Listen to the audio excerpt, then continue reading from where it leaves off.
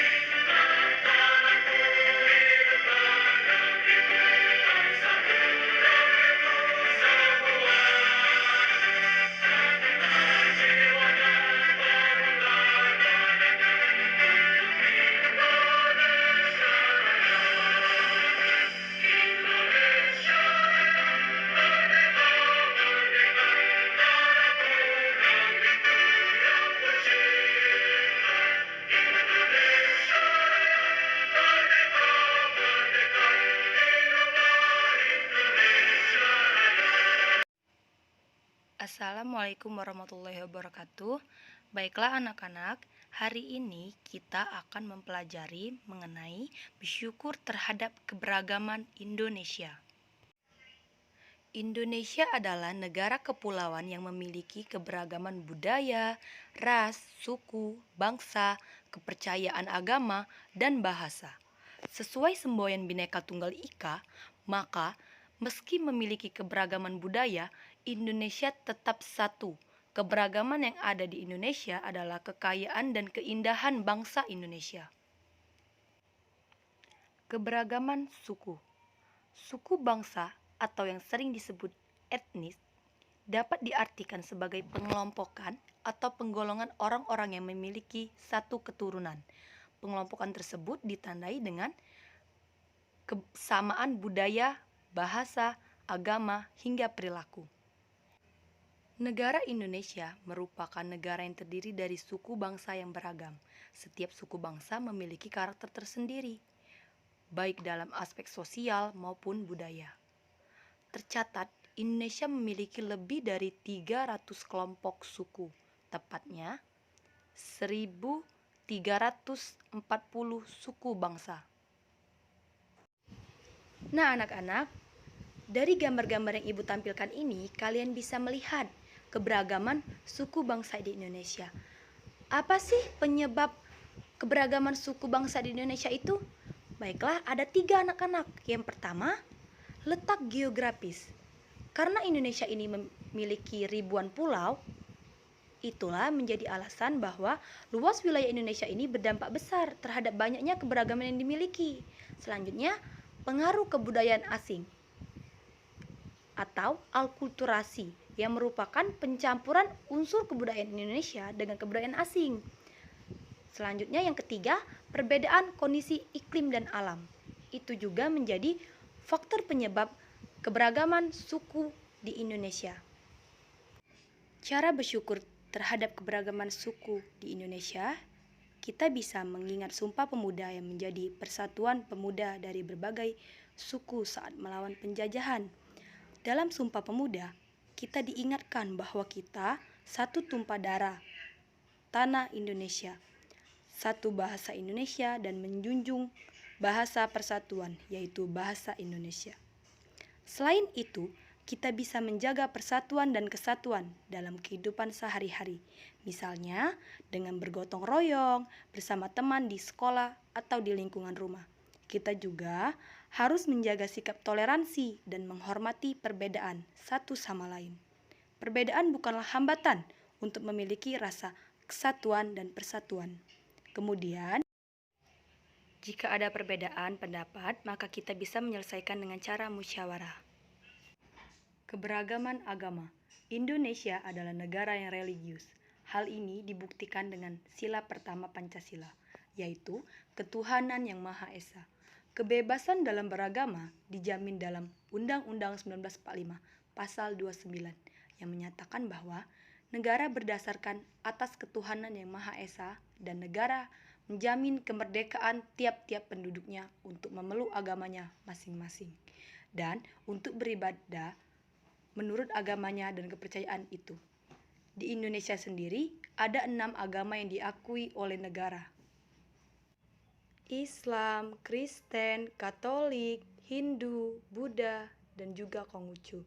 Nah anak-anak, kalian bisa melihat ke-6 agama dari gambar yang ibu tampilkan. Ke-6 agama harus hidup berdampingan di masyarakat dengan prinsip toleransi antar umat beragama. Keberagaman ras. Ras merupakan klasifikasi yang digunakan untuk mengkategorikan manusia melalui ciri fenotip atau ciri fisik dan asal-usul geografis. Nah anak-anak, asal mula keberagaman ras di Indonesia disebabkan oleh beberapa faktor seperti bangsa asing yang singgah di Indonesia, sejarah penyebaran ras di dunia, dan juga kondisi geografis. Nah, anak-anak, di sini ibu telah memasukkan gambar ras-ras yang ada di Indonesia. Ada beberapa ras yang tersebar di berbagai wilayah di Indonesia. Seperti gambar yang ibu tampilkan ini merupakan ras Kaukasoid dan ras Mongoloid. Ras Mongoloid yang berada di Sumatera, Jawa, Bali, Nusa Tenggara Barat, Kalimantan, dan Sulawesi. Sedangkan ras Kaukasoid yaitu orang-orang India, Timur Tengah, Australia, Eropa, dan Amerika. Keberagaman bahasa. Bahasa daerah yang dimiliki Indonesia sangat beragam. Menurut Badan Pusat Statistik, jenis bahasa daerah di Indonesia mencapai kira-kira 2.500 bahasa daerah. Jumlah tersebut hampir 2 kali jumlah suku bangsa di Indonesia. Berdasarkan data publikasi Badan Pusat Statistik, sebesar 79,5% dari seluruh populasi penduduk usia 5 tahun ke atas melakukan komunikasi sehari-hari dengan menggunakan bahasa daerah. Nah, anak-anak, kalian bisa melihat gambar yang ibu tampilkan ini. Nah, dari gambar ini kalian bisa melihat anak-anak bahwa setiap daerah di Indonesia itu menggunakan bahasa yang berbeda-beda, mulai dari Papua, Jakarta, Bali, itu berbeda anak-anak. Setiap daerah itu berbeda-beda, menggunakan bahasa daerahnya masing-masing. Keberagaman budaya. Keberagaman budaya adalah kekayaan bangsa Indonesia. Indonesia kaya akan keberagaman budaya. Terdapat sekitar 13.667 pulau besar dan kecil, 400 suku bangsa, dan ratusan bahasa lokal atau bahasa daerah. Nah anak-anak, keberagaman budaya ini bisa kita amati dari bentuk kebudayaan khasnya, seperti adat istiadat, rumah adat, upacara adat, tarian adat, dan alat musik daerah. Kita gali satu persatu ya. Mulai dari tarian adat. Tarian daerah. Tarian daerah atau adat bermacam-macam.